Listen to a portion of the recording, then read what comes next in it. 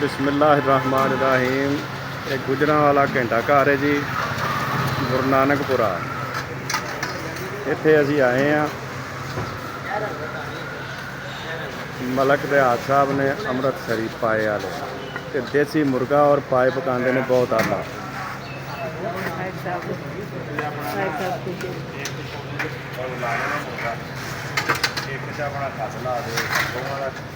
तो जी मलक साहब साडियां 2 प्लेटां लाओ हाँ। अच्छा जी। एक च मुर्गा ला दिओ, खद ला दिओ। सीना तो भारा जी जी। ये माशाअल्लाह लगे ने हुण लाण। लो जी तुहानूं सीना खवाई फिर वड्डा 500 वाला 400 वाला।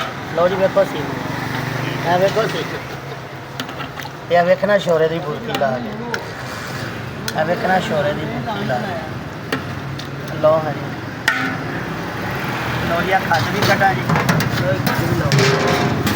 खद तो चिट्टी जी कड्ढिओ जी सोहनी जी। ਉਹ ਬਾਦਸ਼ਾਹ ਤੁਸੀਂ ਖੱਜ ਤੇ ਦੇਖਣਾ, ਇੱਥੇ ਇੱਕ ਲਾਲ ਬੋਟੀ ਲਓ।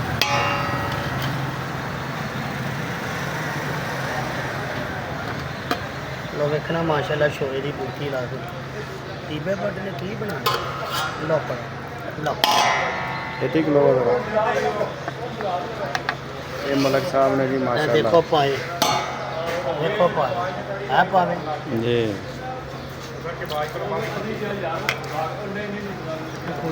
एक छोटे सिरी पाए और देसी मुर्गा पकाते ने जी मलक साहब माशाअल्लाह। इन्हों को असीं बड़ी देर तो खा रहे हैं।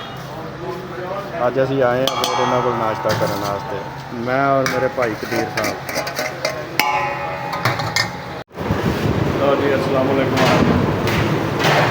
गुजरांवाला शहर घंटा घर गुरु नानकपुरा नाश्ता पॉइंट से आए हैं भाई लोगों।